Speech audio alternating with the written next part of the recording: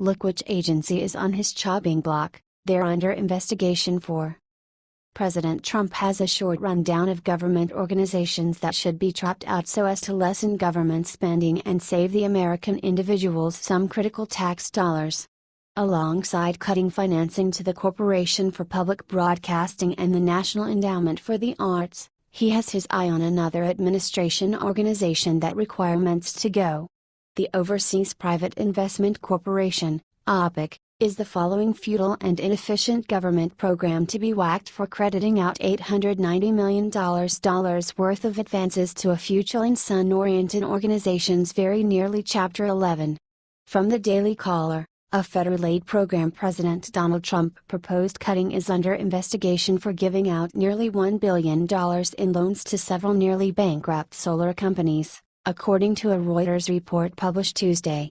The Office of Inspector General for the U.S. Agency for International Development, USAID OIG, is auditing $890 million of loans approved by the Overseas Private Investment Corporation, OPIC, a program used to advance loans to overseas business ventures.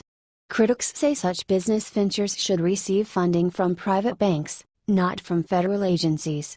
USAID OIG initially began its audit in 2016 but kept it under wraps. The probe is centered on OPIC's decision to fund 5 Chilean solar farms and a hydroelectric project in 2013 and 2014. Many of the loans are unlikely to be repaid, according to the report. Trump proposed cutting funding for new OPIC projects in his 2018 budget outline released on May 23. Congress will not take up the president's budget proposal until later this year.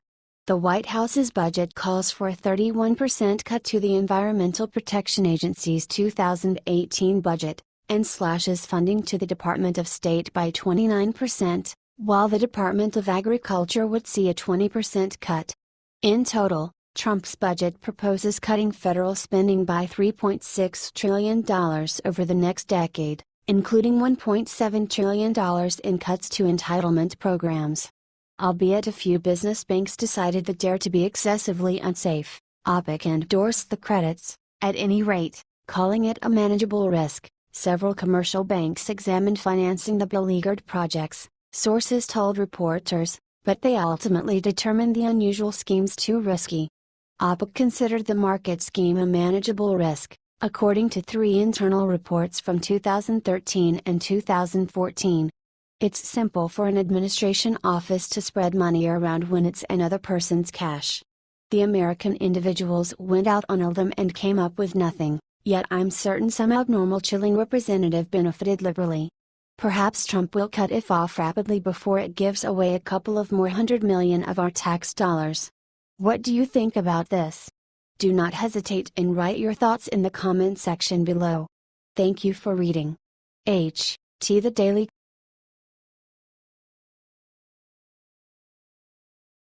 America has been waiting for this. Brand new executive order officially ended funding to. Across the nation, we are seeing conservativist teams strike back against lethal, liberal policies. From the White House to each edge of the nation, leaders are moving back the dangerous motivation of the left that has tormented us for so long. In one express, the senator has marked an executive order that will clearly harm the goals of liberals. Via Daily Caller, South Carolina Governor Henry McMaster cut off all funding going to abortion clinics in an executive order Friday. The order states that no grants, contracts, or state-administered federal funds can go to support abortion clinics, and McMaster directed the Department of Health and Human Services, DHHS, to exclude abortion clinics from South Carolina's Medicaid network, meaning that they will no longer receive funding through the social program, according to The Hill.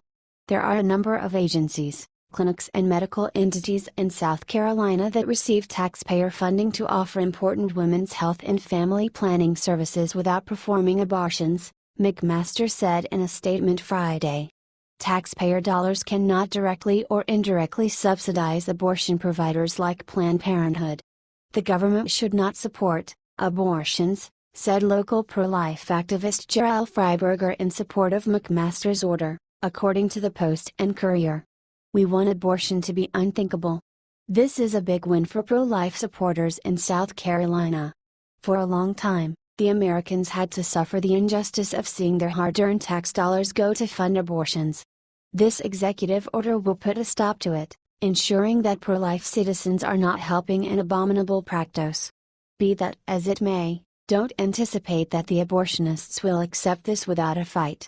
As of now, advocates inside Planned Parenthood decried the order, guaranteeing its association gives a wide range of healthcare services. Without a doubt, if that signifies just abortions. Planned Parenthood is routinely gotten out for its fraud and contemptibility. They don't give an assortment of health services for ladies, just tasks identified within supporting abortions. Rather than supporting this butcher shop of a group, tax dollars ought to be going to genuine health facilities that give services to all residents. They ought to be financing groups that save lives, not take them. We should trust that will be the situation. What do you think about this? Do not hesitate and write your thoughts in the comment section below. Thank you for reading. H.T. The Daily.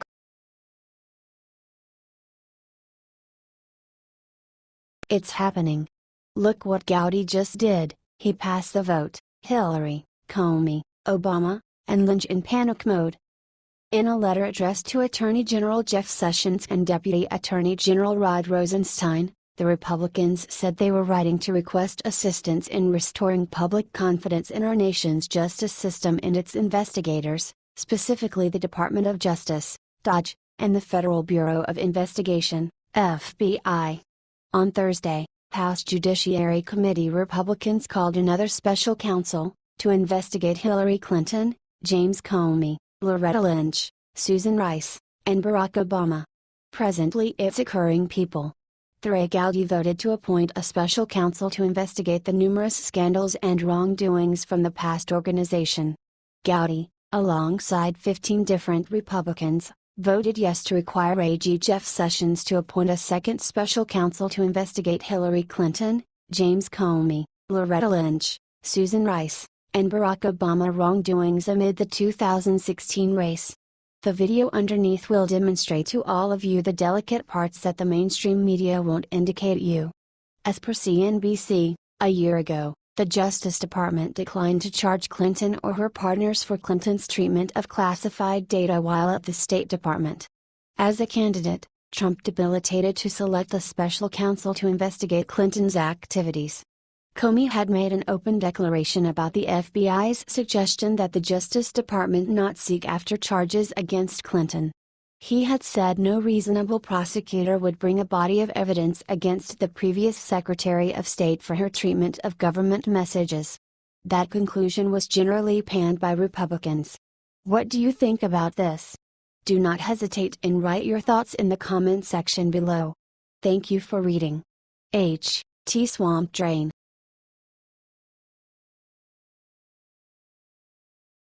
Flashback.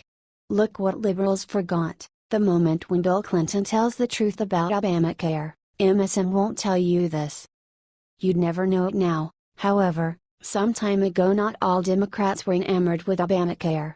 Back before the DNC had moved in, surrounded the wagons and was questioning everything Trump-related, a couple of them really broke out a number cruncher and acknowledged what a monster disappointment socialized medicine would be.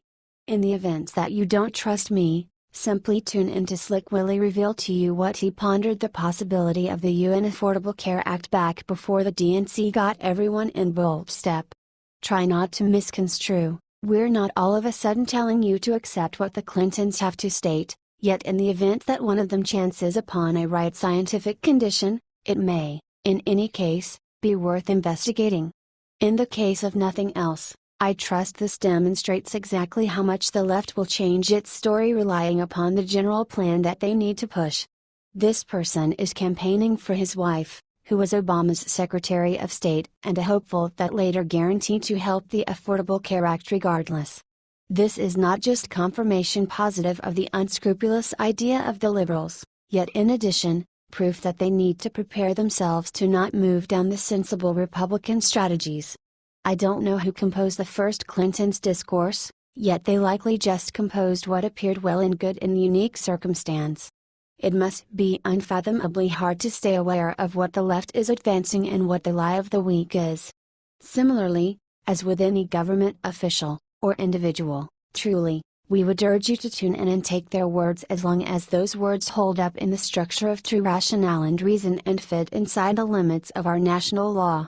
For this situation, the useful tidbits are originating from an exceptionally astounding source. However, as is commonly said where I come from, even a blind hog roots an acorn every once in a while.